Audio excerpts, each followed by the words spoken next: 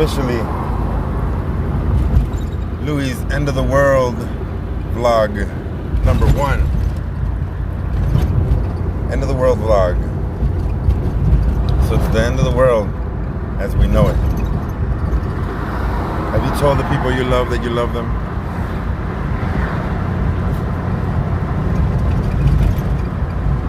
Have you gone to visit your parents at the convalescent homes?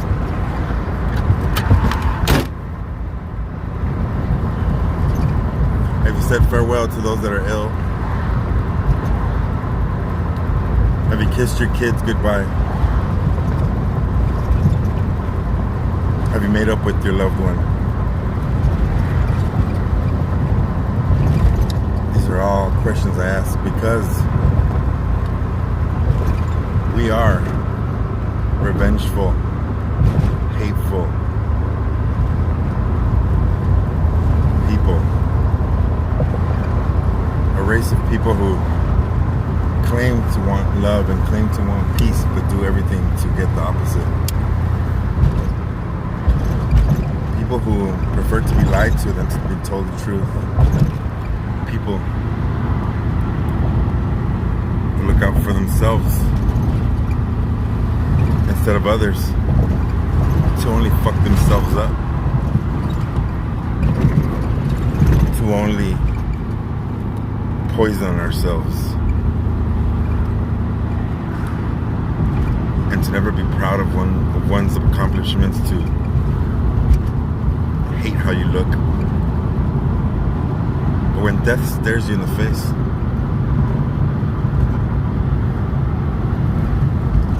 what do we do then? We turn to that one thing everyone says they can't see, they can't feel, and they damn, which is God.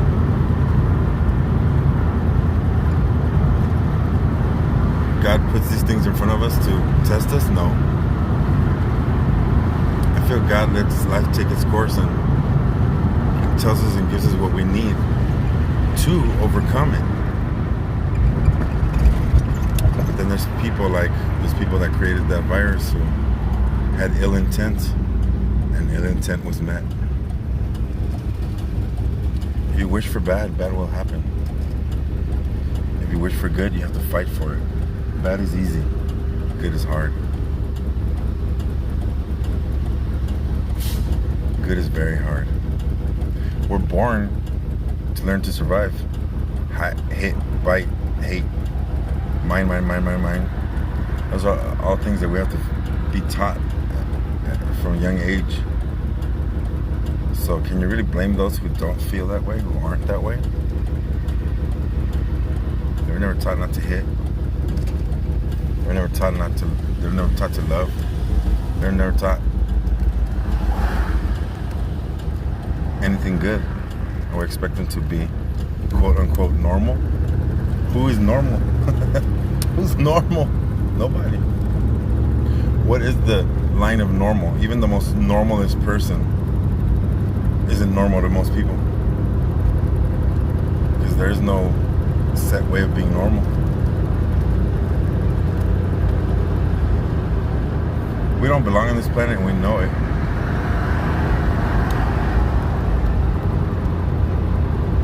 We're the only animal that suffers as much as we do because we're still trying to get used to this world. This world hates us. Despises the day we were put on here. And God had good intent. He didn't think we were gonna do this, but we have to go through this to get better. War brings change and progress. So does death.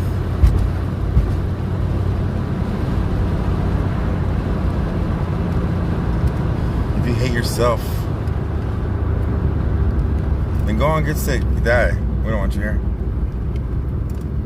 If you hate others, then do us the favor and do the same. But if you wish to live in peace, then be in peace. Most people say that, but they hate you because of your color. They hate you because of the car you drive. They hate you because of the way you speak. You know, ever since I stopped being an optician and I stopped walking into stores with dress pants and dress shoes and a dress shirt. As a matter of fact, snatch that. When I started wearing a hat, because I got more back into baseball. I love baseball. I loved baseball. I wanted to represent my team. I started getting stopped by the police because they didn't see an optician. They saw a guy with a hat. It's trouble. A guy with a hat is trouble. Professional millionaires wear hats.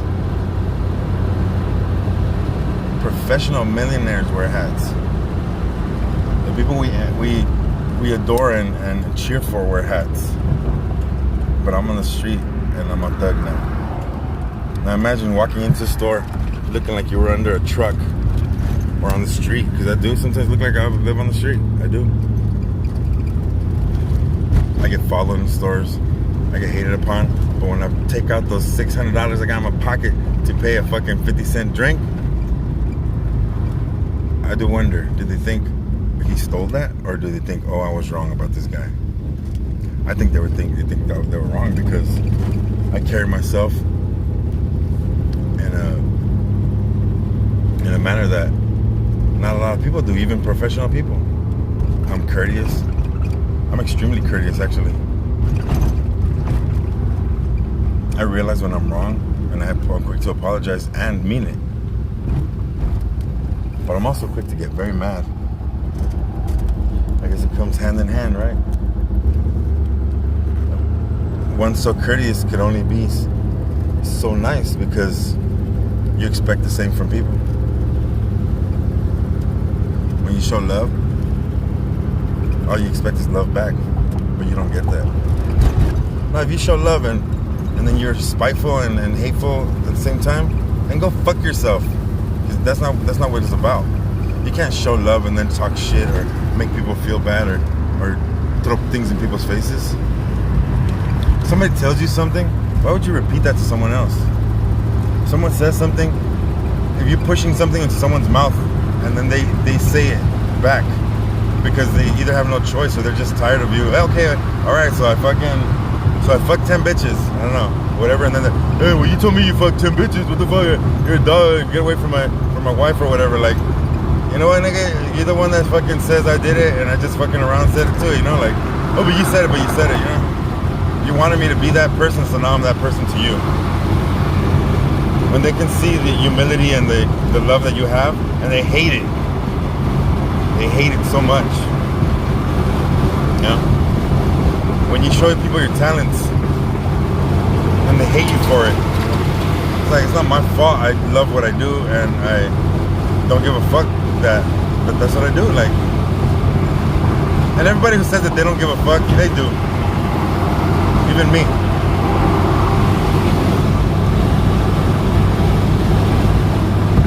What I don't give a fuck means is that it doesn't bother me as much as it does other people. It doesn't mean that it doesn't bother them at all.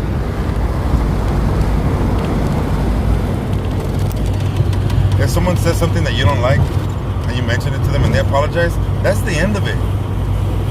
That's the end of it. You don't hold that against that person. You don't try to get them back for saying something. It's not their fault you had a situation. Now, if they keep saying something after you mention that to them, then that's totally their fault. Then they're open or ass whooping even. Yeah. But if somebody does something that doesn't appeal to you, but you notice at the end of the day it was for your own good, then that should be it right there. You notice that it was for your own good. If the person apologized, they apologized. That's it.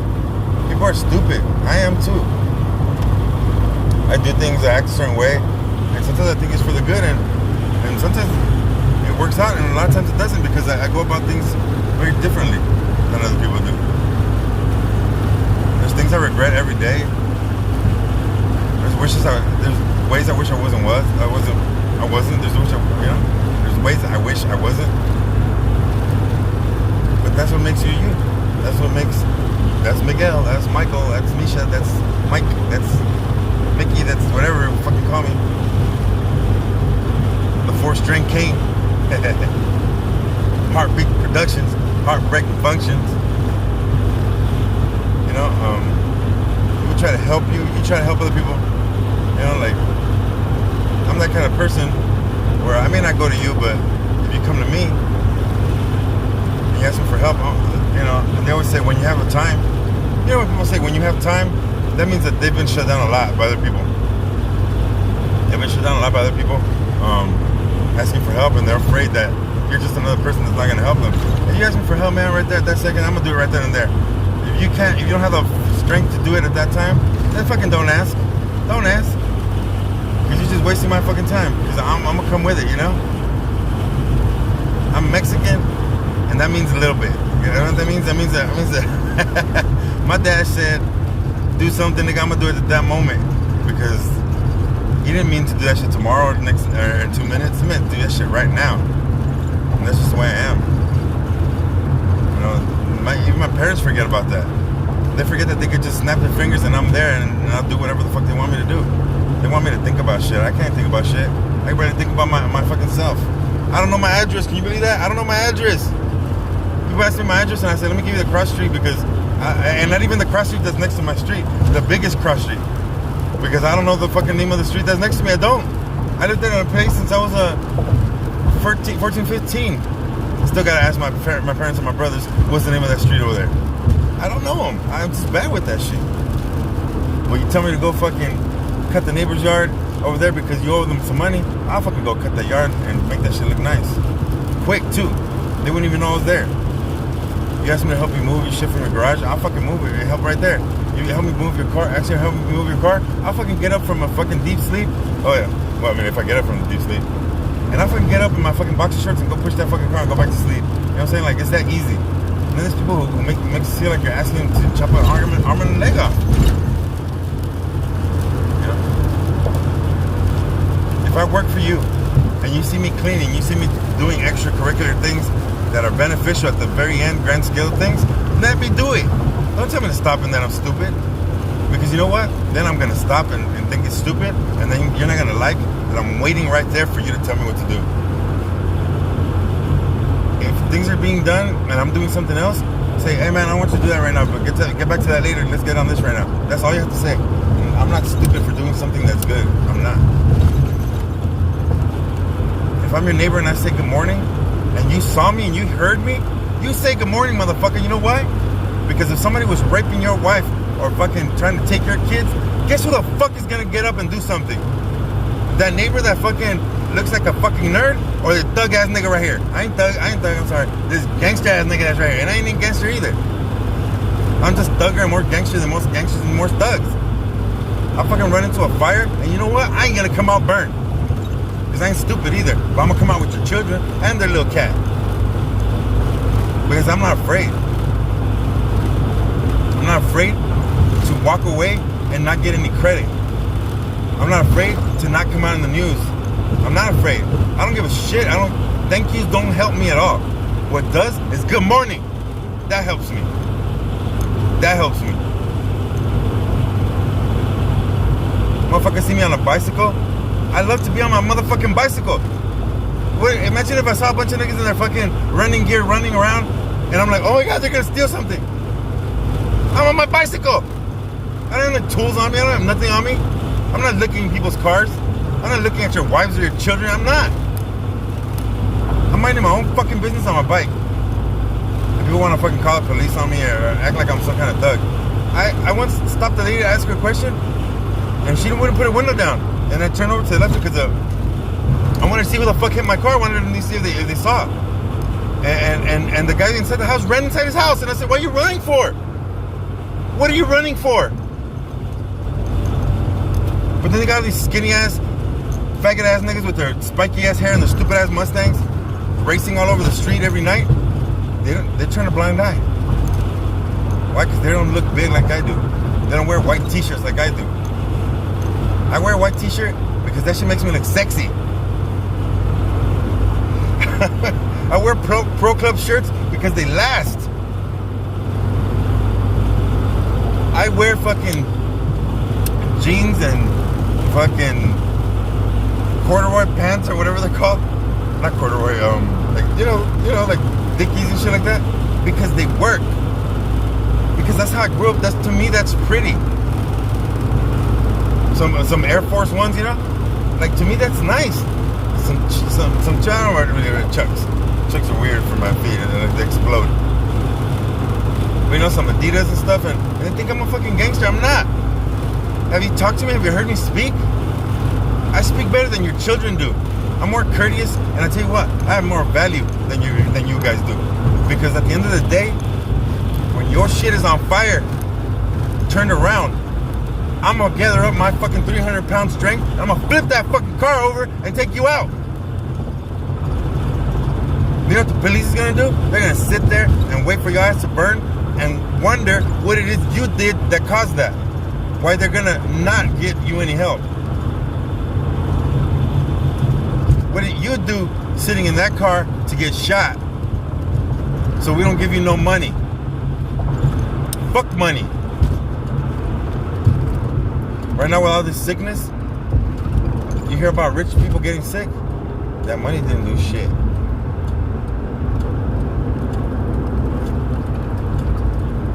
Nothing.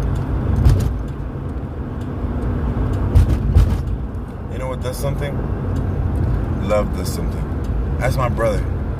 Ask my brother what the fuck he needs. Ask him what he needs. You think he needs money? Mm-hmm. You think he needs fucking the richest person to come in and fucking bless him? No. And those aren't the people that come in. The brokest, most fucked up people with their fucked up lives, family that have died, people who've been through shit, ex-drunks, ex-druggies, those are the people who go see my brother. You know why? Because they value life. And when they were fucking down, they didn't go give him a stack of fucking bands.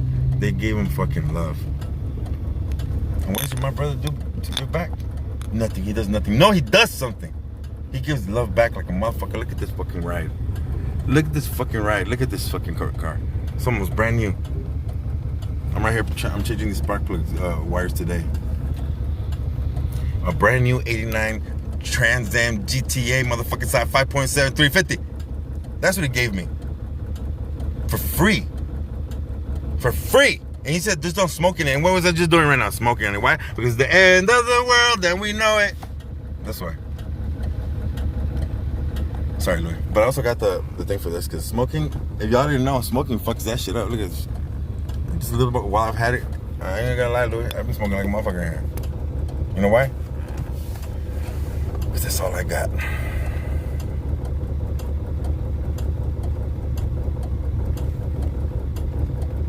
It was like when Reggie Miller came back to Indiana after the fight in Detroit. Indiana was going to win the championship the next year. They had such a good team.